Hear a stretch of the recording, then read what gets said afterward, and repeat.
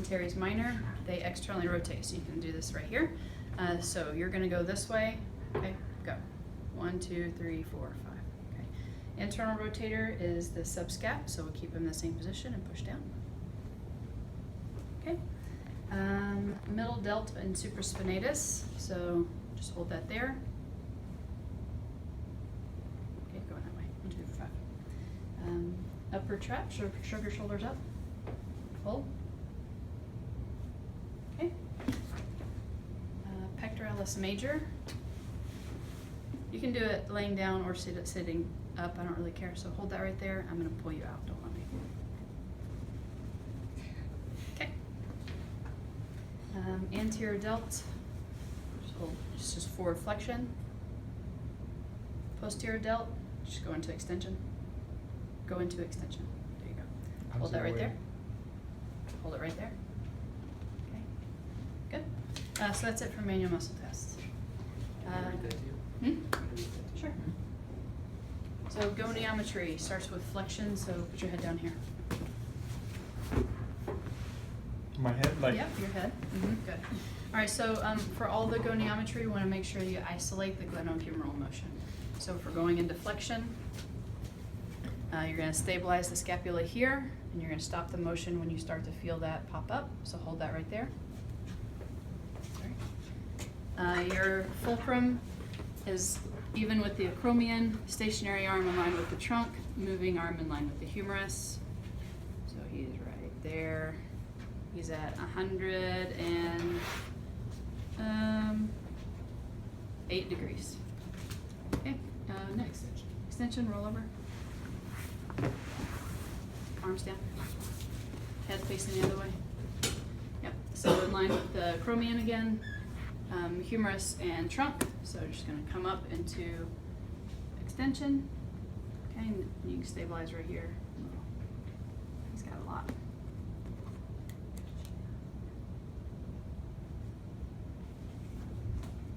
He's got 85 degrees.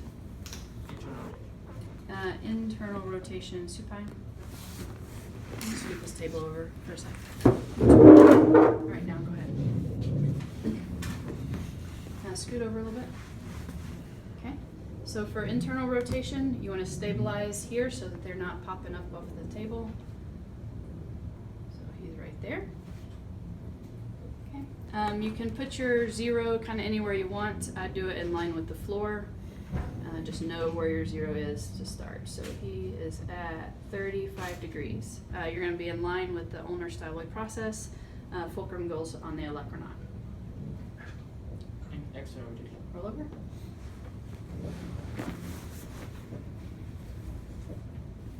Get over. Okay. Stabilize here. Externally rotate. Right there. Same landmarks. Olecranon, ulnar styloid process, floor, or wherever you want your 0 to be. And he is at 84 degrees. Roll over. Abduction, you're going to stabilize the scapula.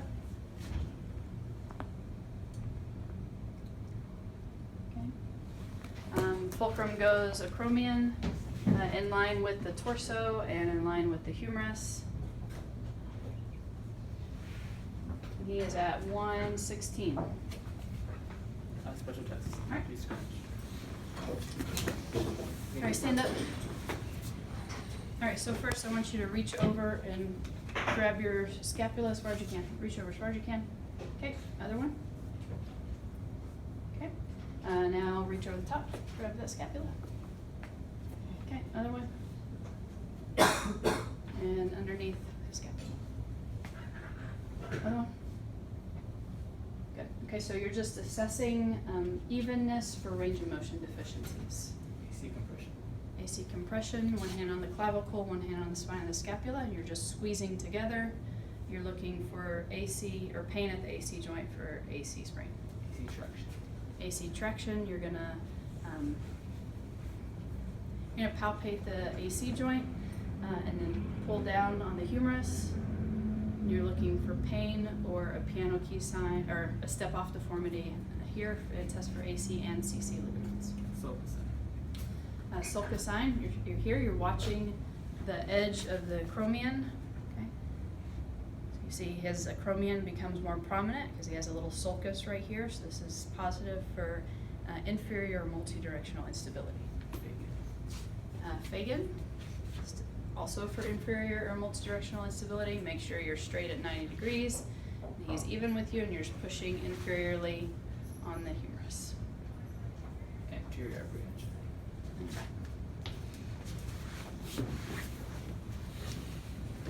I'm gonna test this side, I think.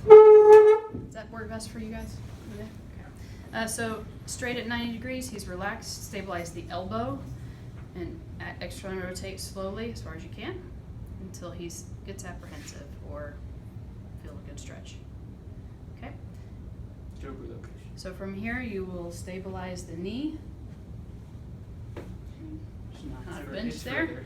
Yeah, stabilize the knee, and you'll apply posterior pressure on the humerus to relocate the humeral head, and that will decrease symptoms.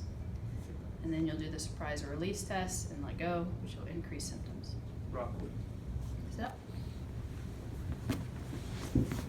Okay. Rockwood's for anterior instability. Relax. So you're just going to externally rotate slowly at different angles to stress different parts of the ligament. You're just looking for apprehension. You have a lot of external rotation here. All right, Posterior apprehension. on your back. On your brother back. I'm gonna slide you back. All right, so scoot this way a little bit. Shoulder off. Come a little off the table. Right there. So you want to put your hand on the posterior side of the humerus just for a little stability, and you're going to push down towards the ground. Okay. And you're looking for posterior, or you're looking for apprehension. Sure. Jerk, you're going to keep him here. There's a couple options for hand placements. The book doesn't look like mine, so whichever. So I'm going to push on the elbow, and I'm going to hold this wrist here. So I'm just going to apply axial load out here. Keep the axial load consistent as you move across into horizontal adduction. You're looking for a pop or apprehension. A pop would indicate labrum tear. Apprehension is for posterior instability. Gerber lift off. So, just put your hand in the small of your back. Stand up. Turn. Put your hand in the small of your back. Okay, and lift it off and hold that there. Okay, and this test for subscapularis tears. Okay, Napoleon is here. Hold that. Okay, and Barahug is here. Hold that. Empty can. Okay, face me. Plane of the scapula. Okay, internally rotated, and you're gonna hold that. Don't let me push down. Okay, this test for supraspinatus weakness or Drop. tears. Drop arm. Come all the way up. Put your hands together, and slowly lower them. Keep your elbows straight. Slower. Okay, so you want to go slower than that, and you're looking for pain in the painful arc or an inability to slowly lower it, which would indicate rotator cuff pathology. Posterior internal impingement. Lay on your back, head down here. Okay, scoot. Okay. So for this one, posterior internal impingement syndrome test for posterior internal impingement. So you're going to extend back and then externally rotate.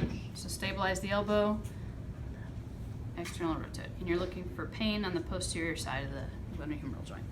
Biceps load. All right, biceps load. You're gonna externally rotate, so you're just gonna do the anterior apprehension test.